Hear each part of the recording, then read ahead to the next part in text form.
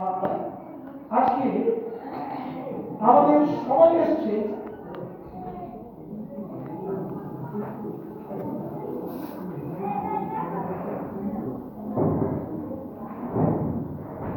হয়ে গেছে কথা পিছনে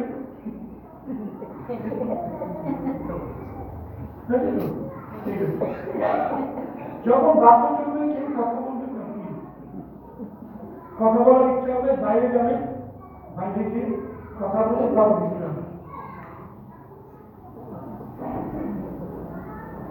আমাদের সমাজে এসছে প্রমাণ দেওয়ার যে আমি একজন ভারতবর্ষের নাগরিক, সিটিজেন অফ ইন্ডিয়া, ভারতবর্ষের নাগরিক।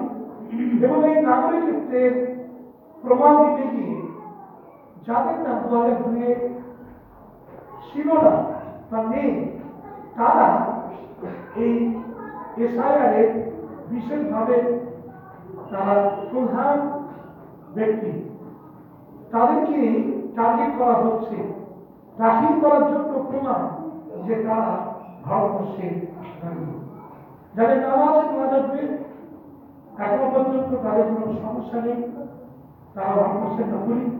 কিন্তু 2002 যাদের নাম নেই তাদেরকে ধরা হচ্ছে যে তারা তাদের উপযুক্ত যে নথি, উপযুক্ত যে প্রমাণ সেটা দাখিল করুন এবং তার মধ্যে দিয়ে তারা প্রমাণ করুন যে তারা ভারতবর্ষের নাগরিক। এক্ষেত্রে বিভিন্ন ডকুমেন্ট রয়েছে। ওকে, মাধ্যমিকে বা যে কোনো স্কুল ফাইনাল বা ইউনিভার্সিটি সার্টিফিকেট প্রডিউস করলে হবে। ওকে, কিংবা আপনি যে আপনার জমির দলিল থাকে, যেখানে আপনার নামে জমির দলিল রয়েছে, সেটাও একটা যোগ্য নথি বলে বিবেচিত। আপনার বাবা বা মায়ের নাম যদি 2002 থাকে তাহলে সেটা অবশ্যই আপনার কোনো অসুবিধা হবে না, কেন বাবা মার নাম রয়েছে।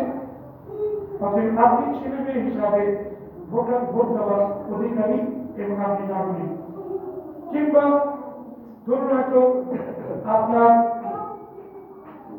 লিগাল ডকুমেন্ট, আপনার নামে কোর্ট কেস রয়েছে, সেক্ষেত্রেও সেই যে আপনার কোর্ট কেস রয়েছে সেটাও সেই পেপার যদি আপনি দেখাতে পারেন, সেই পেপারও হচ্ছে লিগাল একটা ডকুমেন্টের মধ্যে করছে আপনি ভারতবর্ষে নাগরিক বলে ভারতবর্ষে আপনার বিচার হচ্ছে, আপনার কোর্ট রয়েছে ইত্যাদি। সুতরাং সেটা আপনার দিতে পারবে।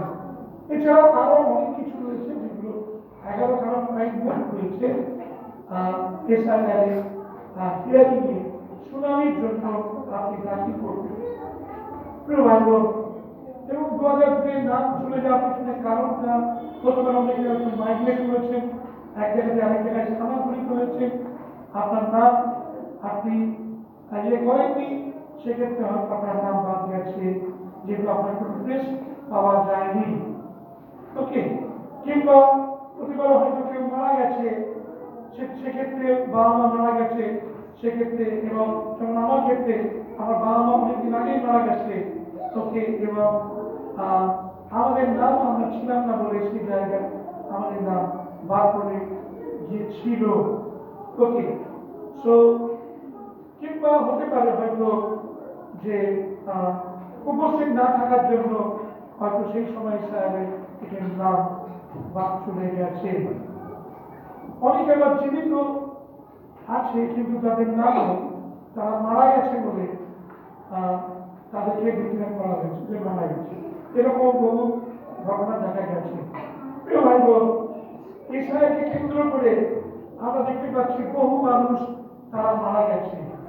ইসরায়েল আতঙ্কে কতজন সুইসাইড করেছে, বিয়েও কতজন তারা ইসরায়েল করতে গিয়ে হিমশিম খেতে গেছে, নাস্তানাবুদ হয়েছে, সেই জন্য তারা সুইসাইড করেছে। কতজন অসুস্থ ছিল, ইসরায়েল কেন্দ্র করে কত ঘটনা ঘটেছে, আমরা সকলে তার সাক্ষী, কেন আমরা ভারতবর্ষে রয়েছি। নানান রাজনৈতিক চর্চা চলছে, এই পার্টি ওই পার্টিকে দোষ দিচ্ছে, ওই পার্টি এই পার্টিকে দোষ দিচ্ছে। এইভাবে রাজনৈতিক চর্চা চলেছে, বিতর্ক চলছে সাধারণ মানুষদের মধ্যে, নানান কিছু। ওকে, সমস্ত কিছু শেষে যে এই এসআইআর যেটা আমরা বলছি, এই এসআইআরটা কি? এসআইআর শব্দের অর্থ কি? শব্দের অর্থ কি? কি বলবেন? Special intensive revision. Special intensive revision of electoral roll. ভোটের যে নাম আছে কিনা সেই নামের জন্য একটা বিশেষ ওকে সংকটকালীন একটি বিষয় বা পুনর্নির্ণয় রিভিশন, সেটাই হচ্ছে এসআইআর। প্রিয় ভাই বোন, আমাদের ভারতবর্ষের নাগরিকত্বের বিষয় নিয়ে যদি আমরা এত বেশি ব্যস্ত হয়ে পড়েছি, তাহলে আমাদের স্বর্গের আমরা যে নাগরিক সে বিষয়ে অনুকত আমাদের তৎপরতা প্রয়োজন করেছে। আমি বলবো আপনাদেরকে ফিলিপিও তার 3 অধ্যায়ের 20 পদ কেবল খুলুন। ফিলিপিও তার 3 অধ্যায়ের 20 পদ।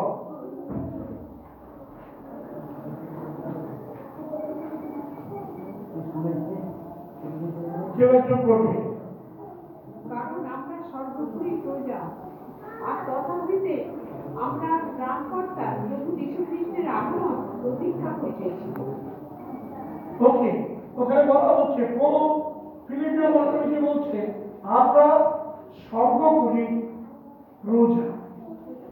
We are the citizen of heaven. আমরা হলাম সর্বোপরি প্রজা। প্রিয় ভাই বোন, স্বর্গের প্রজা আপনি আমি, যারা খ্রিস্ট যিশুকে বিশ্বাস করেছি। আজকে আমার প্রশ্ন, আপনি কি সর্বোপরি প্রজা? পৌল বলছিলেন তাদেরকে, পৌল বলছিলেন ফিলিপিও মণ্ডলীর বিশ্বাস নিয়ে। আজকে সেই বিশ্বাসীদের জায়গায় যদি আমি সনাতন মণ্ডলীর বিশ্বাসীদের নিয়ে গিয়ে বসিয়ে দিই, আপনি পৌল তিনি বলেন, তাহলে কি বলছেন তিনি? তিনি বলছেন যে সনাতন মণ্ডলীর বিশ্বাসীরা তোমরা সর্বোপরি প্রজা। হালেলুয়া। আমি ফিলিপিও মণ্ডলীর জায়গায় সনাতন মণ্ডলীকে বসিয়ে দিই। পৌল বলছে বিশ্বাসীরা সনাতন মণ্ডলী তোমরা সর্বোপরি প্রজা। প্রিয় ভাই বোন, আজকে আপনি আমি যারা এখানে বসে রয়েছি, তারা আমরা কোথাকার প্রজা? সর্বোপরি প্রজা বা স্বর্গের প্রজা। আপনার কেমন লাগছে বিষয়টা ভেবে যে আপনি স্বর্গের প্রজা? হালেলুয়া। প্রিয় ভাই বোন, যদি আমরা স্বর্গের প্রজা হয়ে থাকি, তাহলে আমাদের কিছু নথি থাকতে হবে। ভারতবর্ষের নাগরিক হিসাবে, প্রজা হিসাবে আমাদের কি কি নথি আছে? নাম্বার 1, কি কি নথি রয়েছে আমাদের? লিখুন, কি কি নথি রয়েছে আমাদের? Voter card. Number 2, Aadhaar card, PAN card. Number 4, ration card, passport. Number 5, passport. Driving licence, school certificate. কত কি? ইলেকট্রিকের বিল, জন্ম সার্টিফিকেট, ঘরের বিল, জন্ম সার্টিফিকেট। জন্ম সার্টিফিকেট। তাহলে আমরা দেখতে পাচ্ছি যে কত আমাদের ডকুমেন্ট আমরা সব ফাইলের মধ্যে সুন্দর করে রেখে দিয়েছি, তাই না? কাটার ফাইল নেই কোনো, এমন কি হচ্ছে? আপনার ফাইল নেই, কিন্তু ডকুমেন্টে কোনো ফাইল নেই। কেউ নেই তো? সত্যি করে? হ্যাঁ, এখন কেউ নেই যে যা ডকুমেন্টের ফাইল নেই। প্রত্যেকের আমাদের ডকুমেন্টের জন্য ফাইল রয়েছে। আমরা খুব যত্ন করে আলমারির মধ্যে, লকারের মধ্যে রেখে দিয়েছি। হালেলুয়া। কেন? তার কারণ ওই ডকুমেন্টগুলো যদি না পাওয়া যায় তাহলে কিন্তু যে কোনো সময় আমাদেরকে বলা হবে যে তুমি ভারতবর্ষ ছেড়ে কোথায় যাবে? লোককে আপনি বাংলাদেশে যাবেন, না লোককে আপনি আফগানিস্তানে যাবেন, না লোককে দিয়ে আপনি সমুদ্রে গিয়ে পড়বেন। আর রিফিউজি ক্যাম্পে গিয়ে আপনি আস্তানায় যাবেন। প্রিয় ভাই বোন, আসুন আমরা আমাদের ডকুমেন্টকে যদি এত সতর্কতার সঙ্গে সুন্দরভাবে লিখে দিই তাহলে স্বর্গরাজ্যে যাওয়ার জন্য আমাদের যে ডকুমেন্টের প্রয়োজন সেই ডকুমেন্টগুলো আমাদের কত বেশি কাজ প্রয়োজন। যখন আধার কার্ড হচ্ছিল সেই সময় সবাই আমরা গিয়ে লাইনে দাঁড়িয়েছি, তাই না? আবার যখন আধার কার্ড লিঙ্ক হচ্ছে তখন আমরা গিয়ে দাঁড়িয়েছি, কোনো সুবিধা লাইনের মধ্যে বিশ্রাম। তাহলে যখন রেশন কার্ডের সঙ্গে লিঙ্ক হচ্ছে তখন আমরা গিয়ে দাঁড়িয়েছি, দফায় দফায় দাঁড়িয়েছি। প্রত্যেকে ব্যাংকের বইয়ের সঙ্গে লিঙ্ক হয়েছে তখন আমরা গিয়ে দাঁড়িয়েছি। সব লিঙ্ক না থাকলে কিন্তু অসুবিধা। আসুন আজকে আমরা দেখব যে স্বর্গের নাগরিক হতে গেলে আমাদের কোন কোন ডকুমেন্ট গুলো, কোন কোন নথিগুলো আমাদের রাখা প্রয়োজন রয়েছে। হালেলুয়া। আপনি একটু মিলিয়ে নিন আপনার ফাইলের মধ্যে এগুলো রয়েছে। প্রথম ডকুমেন্ট, স্বর্গের নাগরিক হিসাবে আপনার জন্য প্রয়োজন এই ডকুমেন্টটা, সেটা হচ্ছে নতুন জন্ম। আপনার ডকুমেন্ট থাকা দরকার নতুন জন্মের অভিজ্ঞতা। যৌনলিখিত সুসমাচার তার 3 অধ্যায় 3 থেকে 5 পদ। যৌনলিখিত সুসমাচার তার 3 অধ্যায় 3 থেকে 5 পদ। কি বলতেন বলুন? যিশু উত্তর করিয়া তাহাকে কহিলেন, সত্য সত্য আমি তোমাদিগকে বলিতেছি, নূতন জন্ম না হইলে কেউ ঈশ্বরের রাজ্য দেখিতে পায় না। নূতন জন্ম না হইলে কেহ ঈশ্বরের রাজ্য দেখিতে পায় না। তারপরে কি বলছে?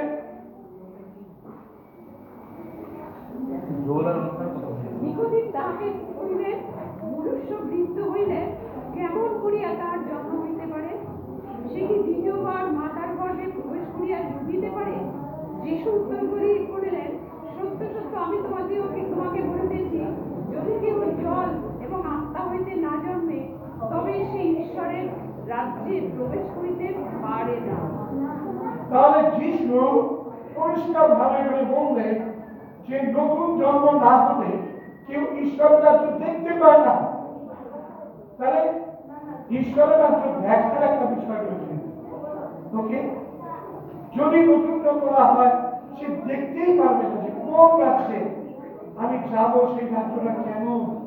আর সেই রাজ্য অদৃশ্য এখন বর্তমানে। আমরা কেউ আকাশের দিকে থাকি, ও সব রাজ্য দেখতে পাচ্ছি। অদৃশ্য সেটা আমাদের হৃদয়তে সেই রাজ্যটা স্থাপিত হয় যখন আমরা প্রভু যীশু খ্রিস্টকে আমাদের ত্রাণকর্তা মুক্তিদাতা বলে স্বীকার করি বা গ্রহণ করি। আপনি কি যীশুকে ত্রাণকর্তা মুক্তিদাতা বলে স্বীকার করেছেন কি?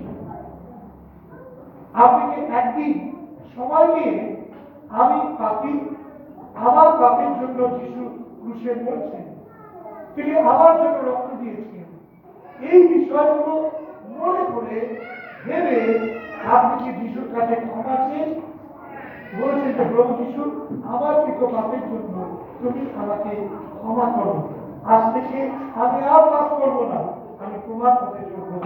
এমন কথা কি আপনি কোনোদিন না কোনোদিন আপনি কি বলেছেন? যদি আপনি বলে থাকেন তাহলে কিন্তু আপনার একটা ডকুমেন্ট, আপনার 4টে ডকুমেন্টের কথা বলবো। একটা ডকুমেন্ট আপনার বলুন, সেই ডকুমেন্ট ছাড়া আপনি কিন্তু ঈশ্বরের রাজ্য দেখতে পাবেন না। ঈশ্বরের রাজ্য দেখতে পাবেন না কিরকম রাজ্য, এবং যখন যিশু কিন্তু গ্রহণ করে তখন সেই ঈশ্বর রাজ্য দেখতে পাবেন। Hallelujah, hallelujah. এবং তখন সেই যিশুকে আনন্দ করে তখন তার চার্চে আসতে ইচ্ছা করে, ইত্যাদি ইত্যাদি। এইবারে যিশুকে যে নতুন জন্ম হওয়ার পরে সেই নতুন জন্মের দ্বিতীয় ধাপ ওখানে বলছে 5 পদে, যেটা একটু পড়া হলো। নিকোদিম প্রশ্ন করেছিলেন যিশুকে, তাহলে মানুষ বৃদ্ধ হলে সে কি আবার মায়ের গর্ভে প্রবেশ করে আবার দ্বিতীয়বার সে জন্মগ্রহণ করবে? তখন যিশু বললেন, তুমি পরিচিতের গুরু, তুমি এত কিছু বোঝো, কিন্তু তুমি সাধারণ বিষয়টা বোঝো না। বলে তিনি বললেন যে জল এবং আত্মা হইতে না জন্মে সে ঈশ্বরের রাজ্যে প্রবেশ করতে পারে না। তার মানে নতুন জন্মের দ্বিতীয় ধাপ সেটা হচ্ছে জল এবং আত্মার বাপ্তিস্ম। তাহলে প্রথমটা হচ্ছে জলে বাপ্তিস্ম, যিশুকে হৃদয় গ্রহণ করেছে গ্রহণের মধ্যে দিয়ে। এইবার আপনার দ্বিতীয় ধাপ হচ্ছে জল বাপ্তিস্ম। এই কারণে জল বাপ্তিস্মটা হচ্ছে খুব ইম্পর্টেন্ট, ঠিক আছে? এবং আত্মাকে বাপ্তিস্ম, পবিত্র আত্মায় বাপ্তিস্ম, অর্থাৎ পবিত্র আত্মাতে নিমজ্জিত হওয়া, এটা বিশ্বাসীর জীবনে বিশেষভাবে প্রয়োজন। এবং নূতন জন্ম যার হয় তার জীবনে এই পবিত্র আত্মার বাপ্তিস্ম তিনি প্রদান করবেন। যদি সে আকাঙ্ক্ষিত হয়, প্রভুর কাছে প্রার্থনা করে, তাহলে তার জল বাপ্তিস্ম হবে এবং তার পবিত্র আত্মাকে বাপ্তিস্ম হবে। সুতরাং এই একটা ত্যাগ, ঠিক আছে? নতুন জন্মে এইটা না হলে কখনো ঈশ্বরের রাজ্যে কখনো কেউ প্রবেশ করতে পারে না। তাহলে সর্বোপরি প্রজা আমি বলছি, কিন্তু যদি আমার এই নতুন জন্মের অভিজ্ঞতা না হয়ে থাকে, তাহলে কিন্তু আমি সেই রাজ্য দেখতে পাবো না, সেই রাজ্যে প্রবেশের অধিকার পাবো না।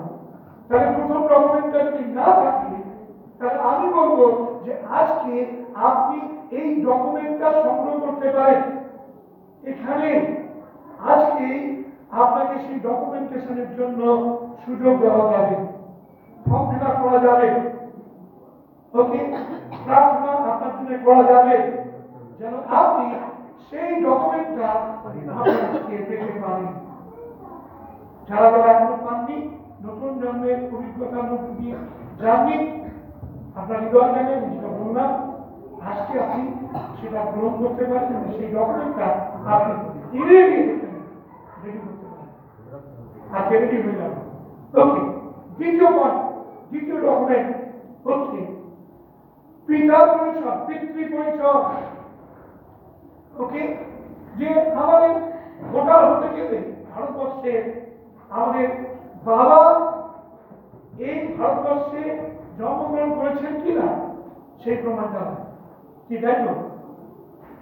ওটাও দরকার। যদি বাবা, যদি তিনি ভোটার ছিলেন, তিনি ভারতবর্ষে জন্মগ্রহণ করেছেন, তাহলে সেই প্রমাণ যদি থাকে, তাহলে আমি তার সন্তান, আমিও ভারতবর্ষে, ঠিক আছে? অনেক সময় দেখা যায় অনেক হয়তো ঘুরতে গেছে, বিদেশে গেছে, আর সেই সময়তে সন্তানের জন্ম দিয়েছে, তখন কিন্তু সেই সন্তান ডুয়াল সিটিজেন পাবে।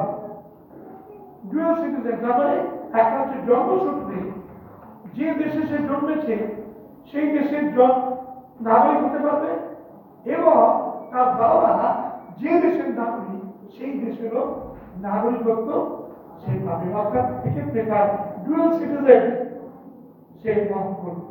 বুঝতে পারছেন প্রিয় ভাই বোন? আমাদের পিতৃ পরিচয় খুব বড় বিষয়, বড় একটা ডকুমেন্ট। আপনার পিতা কি? ঈশ্বর। আপনার পিতা কি? ঈশ্বর কি আপনার পিতা? জগতের পিতা যেমন তার জন্মসূত্রে আপনি স্থানটা পেতে পারেন, জায়গাটা পেতে পারেন, ভারতবর্ষের জায়গা, ঠিক সেই রকম ভাবে আপনার পিতা, সর্বস্ব পিতা যিনি স্বর্গে আছেন, তিনি কোথায় রয়েছেন? তিনি স্বর্গে, তিনি স্বর্গের ঈশ্বর। তাহলে সেই ঈশ্বর কি আপনার পিতা? হালেলুয়া। আপনি পুরো প্রথম পিতর তার 1:23 পদ, প্রথম পিতর তার 1:23 পড়বেন।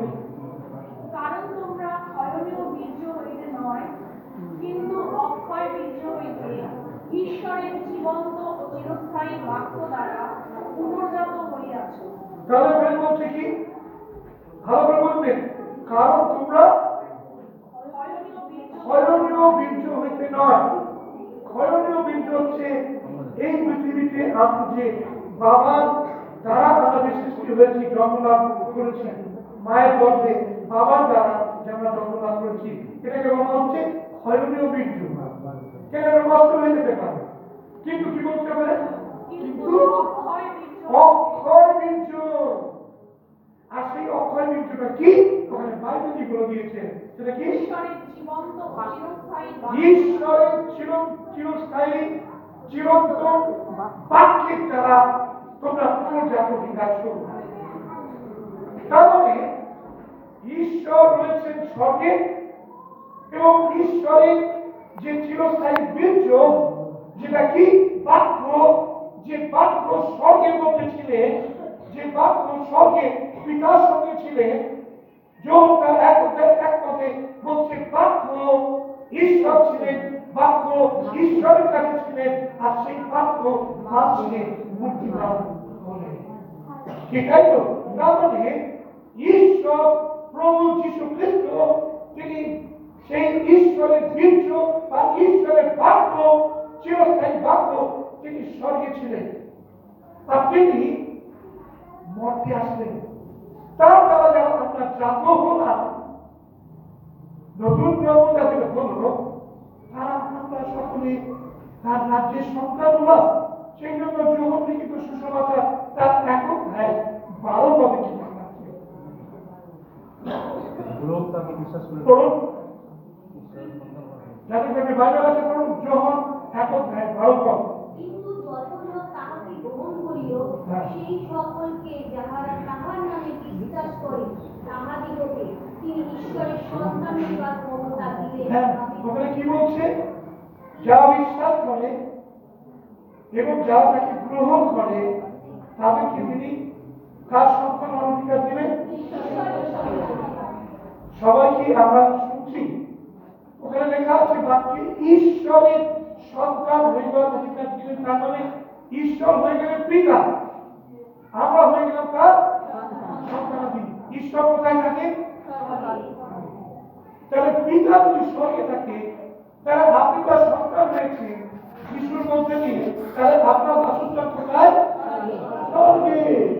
কি বলতে পারছি তো?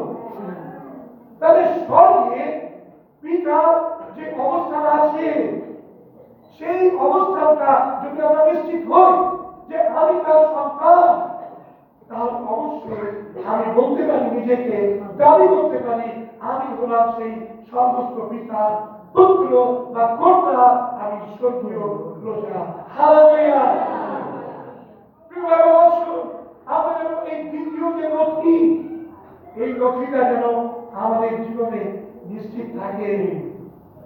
আমরা যেন হৃদয় দিয়ে উপলব্ধি করি, সর্বস্ত পিতা ঈশ্বরকে ঈশ্বর বলে প্রার্থনা নয়, আমি বারবার বলেছি, ঈশ্বরকে পিতা বলে, আব্বা বলে, প্রভু বলে প্রার্থনা করা। ঈশ্বর বলে নয়, কিন্তু ঈশ্বরকে পিতা বলে প্রার্থনা করা, তার মধ্যে দিয়ে আপনার সঙ্গে তার যে সম্পর্ক, সেই সম্পর্কটা সঠিক হয়। ঈশ্বরের বাবু বলছে পিতার কাছে আমরা যদি মাছ চাই, তাহলে কি দেবে না? সাপ দেবে না। আমরা যদি ডিম চাই, তাহলে বিছিয়ে দেবে না। যদি জগতের পিতারা তাদের কাছে যদি ভালো জিনিস চাইলে মন্দ জিনিসটা পিতারা দেয় না, তাহলে সর্বস্ব পিতা তার কাছে যদি আমরা চাই পবিত্র আত্মাকে, তাহলে তিনি আরো কত অধিক না তিনি আমাদের সেই আত্মা করবেন। হালেলুয়া। প্রিয় ভাই বোন, সেই পিতাকে আমাদের জানতে হবে, নিশ্চিত হতে হবে সেই রকমের কি আপনার রয়েছে। আপনি হৃদয় দিয়ে জানেন যে ঈশ্বর পিতা তিনি আমার পিতা। আর তার কাছে আপনি প্রার্থনা করবেন, আপনার প্রার্থনা উত্তর আসবে। অনেক সময় আমি অনেককে বলতে শুনি, পাপড়ি বাবুর ফোন পাইনি, উজ্জ্বলাদি ফোন পাইনি, কি করবো? XYZ অমক জনের ফোন করেছিলাম, তিনি আমার জন্য প্রার্থনা করেছেন, আর সেই কারণে তার ফেলোশিপে আমি যাচ্ছি, কারণ তিনি প্রার্থনা করেছেন, সেই জন্য আমি সুস্থ হয়ে গেছি। এখন তার ফেলোশিপে আমি যাব, আমি আর সোনারপুরের ফেলোশিপে যাব না, চার্চে যাব না। কি প্রিয় ভাই বোন, আপনি যদি জানেন আপনার পিতা স্বর্গে, যে পিতার কাছে পাপড়িবাবু প্রার্থনা করছেন সেই প্রার্থনার উত্তর আসছে, যে পিতার কাছে উজ্জ্বলাদি বা অন্য কেউ প্রার্থনা করছে সেই প্রার্থনার উত্তর আসছে, সেই পিতার কাছে যদি আপনি প্রার্থনা করেন, যদি আপনি তার সন্তান হয়ে থাকেন, তাহলে আপনি প্রার্থনা করলে আপনার প্রার্থনা তিনি উত্তর দেবেন, সেক্ষেত্রে আপনাকে দ্বিতীয় প্রার্থনা করা হবে। হালেলুয়া! কেননা তিনি আপনার পিতা, আপনি তার কাছে প্রার্থনা করবেন, তিনি আপনার প্রার্থনার উত্তর দেবেন। সেক্ষেত্রে গোসা করার, রাগ করার কোনো বিষয় নেই। আমি সোনারপুর মন্ডলীর বিশ্বাস করি, আমি সোনারপুরেই থাকবো। হালেলুয়া! কেন আমরা জানি আমাদের আইডেন্টিটি, আমরা স্বর্গে আমাদের পিতা রয়েছে, আর সেখান থেকে তিনি আমাদের জন্য সমস্ত উত্তম উত্তম বিষয়গুলো তিনি আমাদেরকে প্রদান করছেন। কি কি দিচ্ছেন? তিনি আমাদের দৈনন্দিন জীবনে খাদ্য যোগাচ্ছেন, তিনি আমাদের জন্য সুরক্ষা পাচ্ছেন, তিনি আমাদের স্বর্গীয় যে আশীর্বাদ জাগরণের পক্ষে বলছে, সেখানে সমস্ত উত্তম উত্তম দান পিতার কাছ থেকে, স্বর্গীয় পিতার কাছ থেকে উর্ধ্ব থেকে আসছে। প্রিয় ভাই বোন, আমার ঈশ্বরের ধন্যবাদ দিই, যদি পিতাকে আমি জানি তিনি স্বর্গে আছেন, তাহলে স্বর্গ থেকে সমস্ত উত্তম উত্তম দান আপনার এবং আমার জন্য তিনি রেখেছেন। হালেলুয়া! প্রভুর কাছে প্রার্থনা করুন যেন প্রভু তার বরদানগুলোর মধ্যে দিয়ে যেন উত্তম উত্তম বরদান আপনাকে সমৃদ্ধ করেন, পরিপূর্ণ করেন। আমরা স্বর্গীয় নাগরিক, আমাদের সারা আমরা নিশ্চিত করছি যে আমরা সর্বগুণী প্রজা। তাহলে প্রথমটা দেখেছি, নতুন নামের মধ্যে দিয়ে আমরা সর্বগুণী প্রজা। দ্বিতীয় আমরা দেখলাম যে আমাদের পিতৃ পরিচয় মধ্যে দিয়ে আমরা সর্বগুণী প্রজা, সেটাও আমরা নিশ্চিত করছি। তৃতীয় হচ্ছে পবিত্র জীবন। Third document for having citizenship of heaven হচ্ছে 49 পবিত্র জীবন। লেবীয় পুস্তক তার 11 অধ্যায় 44 পদ। লেবীয় পুস্তক তার 11 অধ্যায় 44 পদ। জয়কে পড়বে। কেননা আমি সদাপ্রভু তোমাদের ঈশ্বর, অতএব তোমরা আপনাদের পবিত্র করো, পবিত্র হও, কেননা আমি পবিত্র। ওকে, তাহলে কি লেবীয় পুস্তক পুরাতন নিয়মে রয়েছে 11 অধ্যায় 44 পদে বলছে, আমি সদাপ্রভু, আমি পবিত্র, অতএব তোমরা যদি আমার প্রজা হয়ে থাকো, ওখানে পরিষ্কার ভাবে বলছে তোমরাও পবিত্র হও।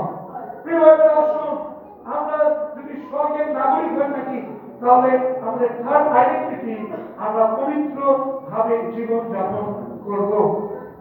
আপনি আমি কি আমরা পবিত্র ভাবে জীবন যাপন করছি, নাকি আমরা অপবিত্রতায় চলেছি? আমাদের মধ্যে ব্যভিচার রয়েছে কি? আমাদের মধ্যে মিথ্যাচার, আমাদের মধ্যে পরিবার, আমাদের মধ্যে ঘৃণা, আমাদের মধ্যে নরহত্যা, আমাদের মধ্যে নারকতা, শত্রুতা, কুহক ইত্যাদি ইত্যাদি। গালাতীয় তার 5 অধ্যায়ে যেমন ভাবে লেখা আছে, 18 পদের মানুষের কাজ সকল, একটু পড়ুন দিদি, পড়ুন। গালাতীয় তার 5 অধ্যায় 18 পদ কি লেখা আছে? আর মানুষের কার্য সকল, যদি আপনার দ্বারা চালিত হন জোরে বলো। তোমার ব্যবস্থার অধীন নও। যদি আত্মা দ্বারা চালিত হও, তবে তোমরা ব্যবসার অধীন নও। আবার মানুষের কার্য সকল প্রকাশ আছে, সেগুলি এই বেশ্যাগমন, অশুচিতা, শৈরিতা, প্রতিমা পূজা, কুভয়, নানা প্রকার শত্রুতা, শত্রুতা, বিবাদ, ঈর্ষা, রাগ, প্রতিযোগিতা, বিচ্ছিন্নতা, দলভেদ, মাৎসর্য, মত্ততা, রঙ্গরস ও তৎসদৃশ অন্যান্য দোষ। ওকে, এখানে তারপরে কি লেখা আছে? তারপরে আপনার কাজ এই সকলের বিরুদ্ধে আমি তোমাদেরকে অগ্রে বলিতেছি, যেমন পূর্বে বলিয়াছিলাম, যাহারা এই প্রকার আচরণ করে তাহারা ঈশ্বরের রাজ্যে অধিকার পাইবে না। কোন জায়গায় উল্লেখ করতে চাইবে? তাহারা ঈশ্বরের রাজ্যে অধিকার পাইবে না। যদি আপনার মধ্যে মানসিক কাজগুলো প্রকট ভাবে রয়েছে অথবা প্রচন্ড ভাবে রয়েছে, তাহলে কিন্তু আপনি ঈশ্বরের রাজ্যে প্রবেশ করতে পারবেন না।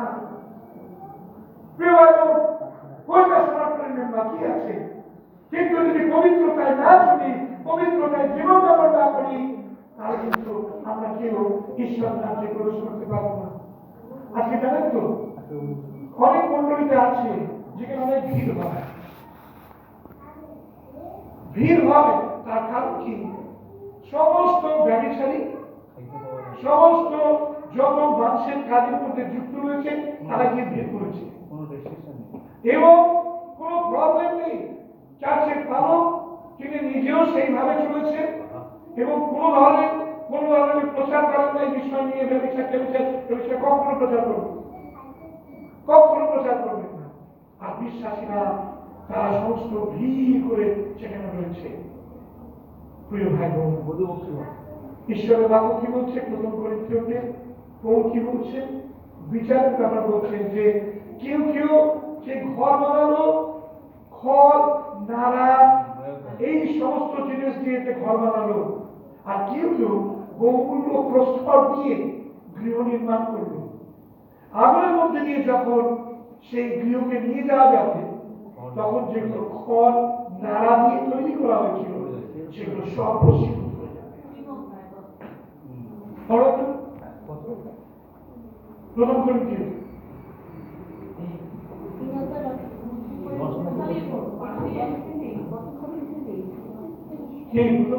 ঈশ্বরের যে অনুগ্রহ আমাকে দত্ত হইয়াছে, তদনুসারে আমি জ্ঞানবান নাটকের ন্যায় ভিত্তিমূল স্থাপন করিয়াছি, আর তাহার উপরে অন্যে গাঁথিতেছে, কিন্তু প্রত্যেকজন দেখুক কি রূপে সে তাহার উপরে গাঁথে। কেননা কেবল যাহা স্থাপিত হইয়াছে তাহা ব্যতীত অন্য ভিত্তিমূল কেউ স্থাপন করিতে পারে না, তিনি যীশুখ্রিস্ট। কিন্তু এই ভিত্তিমূলের উপরে স্বর্ণ, রৌপ্য, বহুমূল্য প্রস্তর, কাষ্ঠ, খড়, নাড়া দিয়া গাঁথে। তবে প্রত্যেক ব্যক্তির কর্ম স্বপ্রকাশ হইবে, কারণ সেই দিন তাহা ব্যক্ত করিবে। কেননা সেই দিনের প্রকাশ অগ্নিতেই হয়, আর প্রত্যেকের কর্ম যে কি প্রকার সেই অগ্নি তাহার পরীক্ষা করিবে। যে যাহা গাঁথিয়াছে তাহার সেই কর্ম যদি থাকে তবে সে বেতন পাইবে, যাহার কর্ম পুড়িয়া যায় সে ক্ষতিগ্রস্ত হইবে, কিন্তু সে আপনি পরিত্রাণ পাইবে। হালেলুয়া। তথাপি এই রূপে পাইবে যেন অগ্নির মধ্য দিয়া উত্তীর্ণ হইবে। অগ্নির মধ্য দিয়া উত্তীর্ণ হইবে। প্রিয় ভাই বোন, আসুন আমাদের সেই অগ্নি, কষ্ট, দুঃখ ইত্যাদির মধ্যে দিয়ে বিশ্বাসীদের যেতে হবে। পবিত্র জীবন যাপন করতে গেলে ভাই বোন অনেক আপনাকে দুঃখ কষ্টের মধ্যে দিয়ে যেতে হবে। আপনি জগতের সঙ্গে কম্প্রোমাইজ করতে পারবেন না, তার জন্য আপনাকে স্যাক্রিফাইস করতে হবে। কিন্তু যদি আপনি জগতের সঙ্গে মিলে মিশে করে যান, আপনার কোনো প্রবলেম নেই, স্মুথ লাইফ লিড করতে পারবেন। কিন্তু আপনি পবিত্রতা থেকে আপনাকে সরে দিতে হবে। কম্প্রোমাইজ করে কখনো পবিত্রতা জীবনে চলা যায় না। তাই আসুন আমরা যেন পবিত্র ভাবে জীবন যাপন করি, কেননা স্বর্গীয় নাগরিকের যে থার্ড আইডেন্টিটি দরকার সেটা হচ্ছে তার পবিত্রতায় চলা। আপনি আমি যারা এখনো পর্যন্ত পবিত্রতায় চলছি, আমরা ঈশ্বর ধন্যবাদ দিই, প্রভুকে বলি প্রভু তোমার ধন্যবাদ দিই যে তুমি আমাকে সাহায্য করছো। কিন্তু যারা চলছি না তারা যেন আজকে প্রভুর কাছে এই আইডেন্টিটি কার্ড, এই আইডেন্টিটি, এই ডকুমেন্টটা সংগ্রহ করার জন্য যেন প্রভুর কাছে এসে বলি প্রভু তুমি এই ডকুমেন্ট আমার দাও, আমি স্বর্গীয় নাগরিককে এক রকমের নাম আপনি জীবন চাই।